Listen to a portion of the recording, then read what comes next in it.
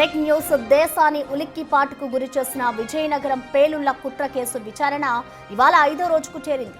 మొదటి 3 రోజులు విచారణ ఓ లెక్క, 4వ రోజు విచారణ ఓ లెక్క అన్నట్టు జరిగింది.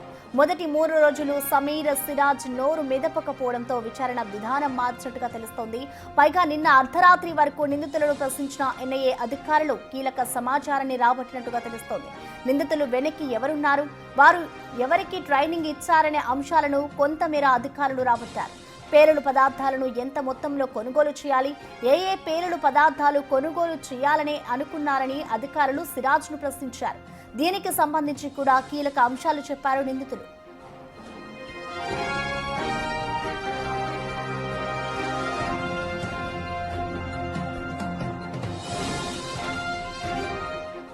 దీనిపై పూర్తి సమాచారాన్ని మా ప్రతినిధి విజయనగరం నుంచి శివశంకర్ లైవ్ ద్వారా అందిస్తారు. శివశంకర్, మనం చూస్తున్నాం ఇప్పటికే విజయనగరం పేలుళ్ల కుట్ర కేసుకు సంబంధించి అయితే ఇటు సిరాజ్ అలాగే సమీర్ని ఇద్దరిని కూడా ఇటు 4 రోజుల పాటు కూడా అధికారులు విచారిస్తూనే ఉన్నారు. రోజుకు ఒక విషయం అయితే బయటకు వస్తూ ఉంది. సో 5వ రోజు విచారణ ఏ విధంగా ఉంటుంది అనుకోవచ్చు? అధికారులు అడిగిన అన్ని ప్రశ్నలకి వీరు సమాధానం చెప్తున్నారు. అసలు విచారణ ఏ విధంగా కొనసాగుతుంది?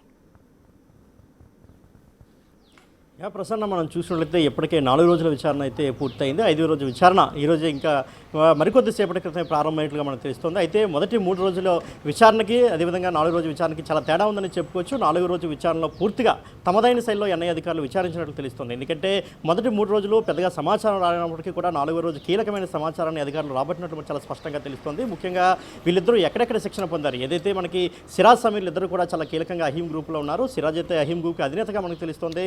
ముఖ్యంగా సిరాజ్ అటు సౌదీ అరేబియాను కూడా ట్రైనింగ్ తీసుకున్నాడు ఉగ్రవాదిగా.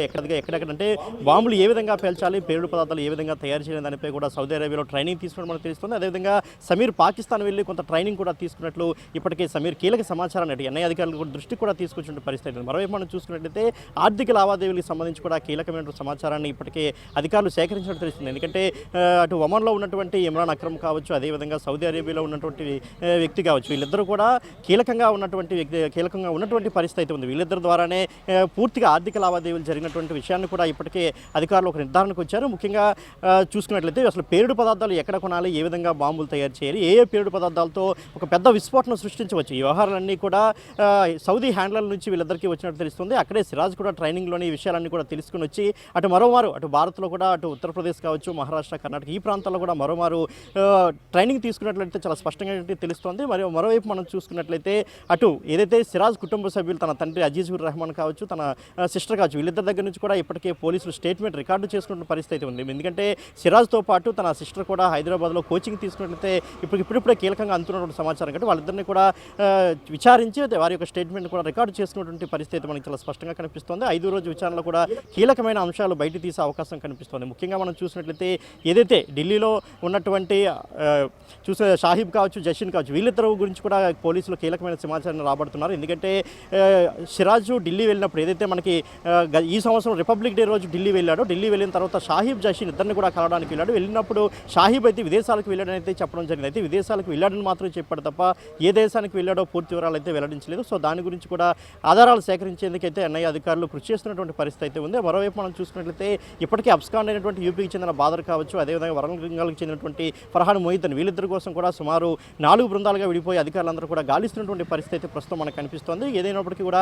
5వ రోజు చాలా కీలకమైన సమాచారం వెల్లడించే అవకాశం ఉంది. మరోవైపు మనం చూసుకుంటే ఇప్పటికే సిరాజ్ సమీర్లు ఇద్దరు కూడా మత విద్వేషానికి సంబంధించి కూడా పెద్ద ఎత్తున ప్లాన్ చేసినట్టు తెలుస్తుంది. అసలు విజయనగరంలో కుట్ర చేయడానికి ప్రధాన కారణం సిరాజ్ అని చెప్పేసి ఇప్పుడు కూడా సమీర్ చెప్పడం జరిగింది. ఎందుకంటే సౌదీ హ్యాండ్లర్లు హైదరాబాద్లో పేలుడు జరగడానికి ప్లాన్ చేసినప్పుడు కూడా లేదు, విజయనగరంలో చేయాలని చెప్పి సిరాజే ఎంచుకున్నాడు. అదేవిధంగా మొత్తం 4 ప్రదేశాల్లో పేలుళ్ళకు ప్లాన్ చేయడానికి కూడా సిరాజే ముఖ్య కారణంగా ఇప్పటికే సమీర్ నోరు విప్పినట్లు కూడా మనకు తెలుస్తుంది. ఈ క్రమంలో అనేక విషయాలు అటు సమీర్ నుంచి కూడా రాబడుతున్న పరిస్థితి ఉంది. అయితే సిరాజు పూర్తిగా సహకరించినప్పటికీ కూడా కొన్ని ఇండికేషన్స్ మాత్రం ఇస్తున్నాడు.